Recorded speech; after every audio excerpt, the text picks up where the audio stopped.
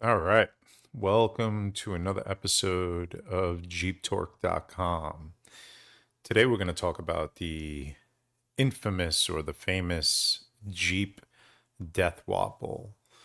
You tend to hear this a lot, especially the folks that never had a Jeep before. It's like, oh, I heard one of the biggest issues that Jeep owners face is the death wobble.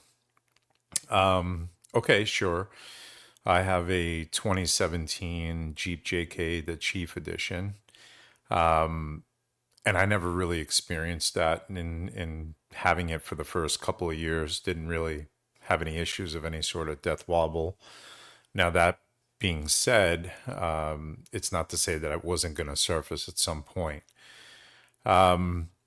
So really, it depends on what year. In my opinion, it depends on what year of Jeep you have. If you have one of the later ones, TJ, CJ, that use the shackles for their springs for the shock system, that's a different story because the shackles are such an area that can wear over time. And if you have one of those plates break, and they're such thin plates, it's not even really thick gauge steel. You can get aftermarket to beef it up, fix it, and you'll be in much better shape. But a lot of people wouldn't change them. So if one of those shackles were to break, the spring will kind of get loose, come off of the frame, and the Jeep could do the death wobble and flip over, and you're in some serious. That to me is what I consider a death wobble. So there are cases where people come to me, hey, my steering is starting to do that wobble. It's the famous death wobble. I'm doing about 55, 60, and all of a sudden my steering wheel is shaking back and forth. I'm like, okay. So, I take it for a ride. I do start to feel the same effects, bring it back, put it on the lift, and start to take a look. What people don't understand is the ball joints in most of the cases are your big issue. And people will go ahead and throw 33-inch tires. They might put a lift, might not, but typically they'll put 33s on a stock suspension, which is a little bit tight in my opinion, especially if you go off road. But that extra additional weight, even going from a 31 to a 33, is going to cause some pressure on the ball joints, your wheel assemblies, and that's where the problem starts to come up. So the first thing I do is take a look at the ball joints, and in most of the cases that I've dealt with, the bottom ball joint, typically never the top one, but usually the bottom ball joint, is the one that will be super loose and not nice and tight the way it should be. You shouldn't be able to rock it back and forth with your finger. And really, the easiest way to test this is if you don't have a lift, just jack up the front, jack up the back of the Jeep, do one side at a time, one, front and rear at a time. Lift up the front, and you literally take your hand from the top of the tire and the bottom of the tire and try to shake it like this, back and forth like that. If it shakes a lot or you feel it shaking, you shouldn't be able to move it like that, then most likely it's something with your ball joints. And when I say ball joints, I'm referring to this here. So these are aftermarket ones, and there's some stock ones here. My favorite one is the Terraflex ones, which are great, and it comes with a little tool here that you can make an adjustments because they do tend to get loose. So by far, this is probably my favorite one, and the one that I installed on my own personal Jeep, and what I install for customers when they come to me. It will make things tighter. It's not the easiest install on the planet by any means. You do need a special tool to press these things out, and the difference between the knurl and without the knurl. So with the knurl, it's basically these little ridges that are on the outside of the ball joint here, which once it gets pressed in back into the hole where your wheel assembly is, your knuckle, when you tend to pull the stock ones out, it loosens up that hole where the stock ones were. So if you get it with the knurl, it has slight little ridges in here that will get it to jam inside that hole nice and tight, and it won't loosen up. So once you get the knurl, though, you're gonna always have to stick with getting knurls and putting them back in that way. But once you install these, you're looking at a decent amount as long as you upkeep it. Every time you change the oil, take the little tool, make sure it's not loose, give it a little tightening on it, and then obviously make sure that you're greasing it up via the Zerk that's going to be built into it. So that's my favorite out of all the ball joints, and that's where I suggest to start first to tackle your Jeep death wobble, if you will. So the next thing that I like to do is after that is go ahead and take a look at the drag link and the tie rod. That's going to be a next issue. And I've had some folks come in where the tie rod, the ends, same thing. It's almost like the ball joints. They get very loose, especially the stock ones. The steel isn't that great. It's not that thick. They do bend if you go off road a lot. So that's one of the things I definitely recommend to change. Really, you should do it in combination. You should do your tie rod and then do the ball joints all at the same time. My preference is the RPM. That's what I use on my Jeep, and it's what I used on customers' Jeeps. They have a really good 1 ton. They have a 2 ton. I wouldn't go with the two unless you were going with crazy tires and going to really build your Jeep up. Then I suggest you would go with that too. But the 1 ton is great, and it's aluminum, so it's very flexible. So if you do go off road and you happen to bend it a little bit, it will bend itself back, which is great. You definitely want that. So again, back to the introduction, right? The death wobble. Everybody gets scared. I'm not going to buy a Jeep. It's going to flip. That's not the case. It really isn't the case with the newer Jeeps today. For sure, ball joints and then your tie rod and the drag link is something I would definitely change and get a much beefier aftermarket. That is definitely what I would do. And some of these common causes I kind of went over already. So you have the worn track bar bushings and the mounting bolts. That is definitely what happens. So you definitely want to keep an eye on that, especially on the front part of your Jeep. You'll have the traction bars and there's some bushings that are in there. You're going to want to make sure that's all good. You could even replace those with aftermarket. Loose steering components, again, that's going to be your tie rod. It's going to be your drag link, mostly your drag link, which goes up to your steering box and allows you to steer the Jeep. So you definitely want to ensure that your drag link's in good shape. And then obviously worn out ball joints. For me, that's the number one. That's the one that I always run into. The other issue, believe it or not, is wheel alignment. I've seen wheel alignments not so great. Your steering wheel might look like this. Folks will get underneath there. They go on YouTube and see, oh, you could just twist this little sleeve here and it'll fix my steering. But there's a reason why that happens. So either you hit something or you did something and now your wheel alignment is off. So you definitely always want to check your wheel alignment. You throw the 33s, like I said, or you go with a 2-inch lift and then you throw a 35, squeezing them in there.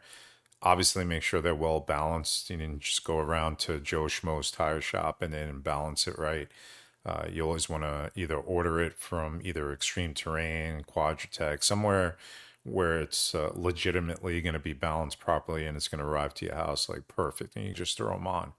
Otherwise, go and find a really reputable local tire person in town that you trust for oversized tires. And then obviously the last thing with the death wobble will be some sort of suspension modification that was installed improperly, like a shock was not screwed down correctly, and that will cause some issues, or your spring is not in place properly. I've seen that before, which is crazy to me. People just rush at these mechanic shops sometimes. As far as diagnosing it, like I said, the best way to do is just get this thing up on the front, shake that tire up and down, literally grab it from the top and the bottom, do a little shake like this. You should not be able to move it. If it moves, then you definitely have some issues going on there. And start with your ball joints. Take a look at the ball joints. You'll have to take the tire out, get that completely off, and then just inspect and see what's going on there. The other thing that I actually like to do too as well, I'm going to bring it up here, is wheel assemblies. The wheel hub assemblies, the ones that come with the stock, are okay, but they're made for 31-inch tires. So even going to a 33, but then jumping up to a 35, I use 37s on mine. I went ahead and got really, really beefed up wheel assemblies. Pretty much any one of these here is pretty good. You don't want to stick with kind of the stock ones, but you want to go with something that's a bit heavier, and it'll be a little bit more pricier, but it'll be worth doing this, and really not that hard to change these out. I tend to change mine out like every 3 years. You don't have to go crazy like that, but it keeps things nice and tight. And after I made my adjustment, installed the ball joints, changed the tie rod, the drag link, and then I changed my wheel assemblies, I could literally, the thing was driving perfectly straight, no shaking, vibrating whatsoever. I also have steering stabilizers on there too. I have dual stabilizers. Obviously, that helps as well. But there's absolutely no shifting or shaking or anything like that. I've been, very lucky with that. But again, it's not luck. I changed these three things, and just changing those three things will definitely take care of that death wobble. As far as the cost considerations, if you're going to do this by yourself, wheel assemblies, that's a bit different. You're going to have to take the tire out. Obviously, you got to take your rotors out, and then you got to disconnect, your what is the speed sensor. Once you get that speed sensor out, you're going to go ahead and start to remove this and get the axle out and everything. So it's a bit of work. It's not for everybody. It can be done. Just, take your time, follow the instructions. It could easily be done, or just reach out to me. I have no problem, walking someone through it. So the wheel assembly is definitely, for those that are really good weekend warriors. As far as the drag link and the tie rod, that anybody could, in my opinion, could do over a weekend, a couple hours on a Saturday morning. You could definitely bang that out, no problem. You just got to remember to follow the torque specs. Super important to torque things. Don't just tighten things down. There's a reason why there's torque specs. You don't want to over tighten, and you don't also want to keep it too loose. That's why there are torque specs. The other one with the ball joints, this is a different story. So ball joints are not that easy to install, even with the right tool and spraying some, WD-40 or any of those products out there. You can let it sit for a little while. It's going to be a bit frustrating to get that first one loose and pop it out. Once you pop them out, great. Now, when you go to put in the new ones, it's very, very important. Number one, they'll come with Zerks, and you need to make sure that you follow the steps and put the Zerk in the right position. Otherwise, you'll never be able to get in there with a grease gun and grease it up. And then number two, if you misalign it and you start to press it down with the machine and it's going in slightly sideways, you're going to be in trouble. You're going to have to pop that sucker back out. Now you've loosened that whole little bit on your knuckle, and you definitely don't want to do that. So I suggest, if you aren't a weekend warrior, do not attempt to do this on your own. Take it over to someone that knows how to do it, or your local shop that you trust. Or, if you do want to do it on your own, all the power to you. You could always reach out to me. I could walk you through it. And again, once those are in, you will notice a difference. Things are just much, much tighter up front, as far as that's concerned, and driving. So, just a little recap. So the death wobble, for me, it's your CJs, your TJs, anything with those shackle type Jeeps. The older Jeeps will be the ones that have those shackles. I had a CJ that I worked on, a 1976 CJ, and when I started to, and I upgraded this person's, it's going to come up with this here. I upgraded this person's suspension to a 2.5 inch, and ended up changing the shackles out for him as well.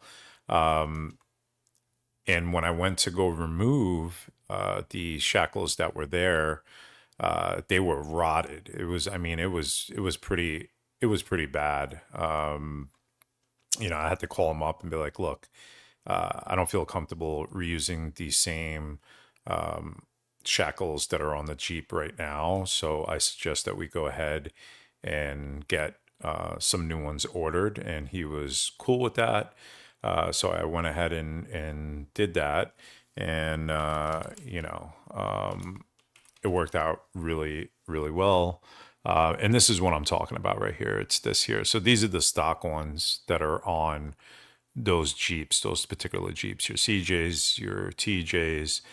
The problem with this, so this is one side of the plate here, if you will, and then there's another plate that's going to come here, and your spring is going to sit in here at the front, and then you'll have one going to the back bracket onto the frame. These get very weak over time. I mean, this is literally the two bolts that are holding your suspension on those Jeeps.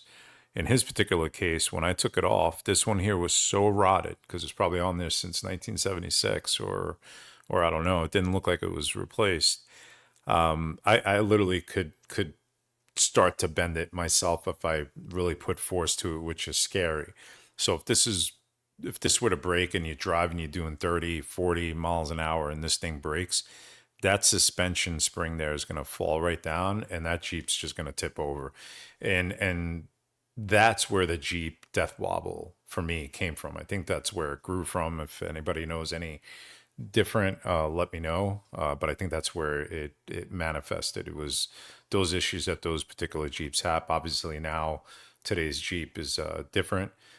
You got your knuckles. It's just a different suspension system altogether. So in recap, obviously if you're going to go with an older Jeep, you want to replace these for sure. There's all different types out there. What I ended up doing for this individual is I went with an aftermarket. I'm trying to see. Okay, here we go. So I went with something like this, and it gave him an additional 2.5 inches of lift. But these are so strong, where I felt comfortable, telling him, "Hey, it's safe to put your kids in there. You're good to go." And that's what I ended up doing for him. I changed both the front and the rear, and then I went with a nice 2.5 inch lift for him. So this is definitely where the death wobble could come in play for that particular Jeep. Again, your CJs, your TJs. Not that it can't happen with these newer Jeeps, but it's a lot tougher. But you could get ahead of it. And again, you could get ahead of it and do the top three things: ball joints, your tie rod and drag link, and then your wheel assembly. If you do those three things, you're going to notice a huge difference in that Jeep. And having 33s, 35s on it, even 37s like I do, it's great. I've had people drive my Jeep and like, wow, this thing's like, it's not shaking anywhere. It's not what I thought it would be, and it rides perfectly. So that's my wrap with the death wobble, which is one of the big issues that I wanted to talk about. On another episode, we'll go over a few other things that I've dealt with throughout the years that were a bit frustrating, and I continue to deal with it. And it's more on the engine side. And I wish Stellantis would would take ownership for this and kind of realize that they have some issues with that Jeep engine with the 3.6 Pentastar. So more to come on another episode about some of those things that I've dealt with. All right, so I hope you enjoyed this episode. Go ahead and click on the subscribe below, and look forward to seeing you on the next one. All right.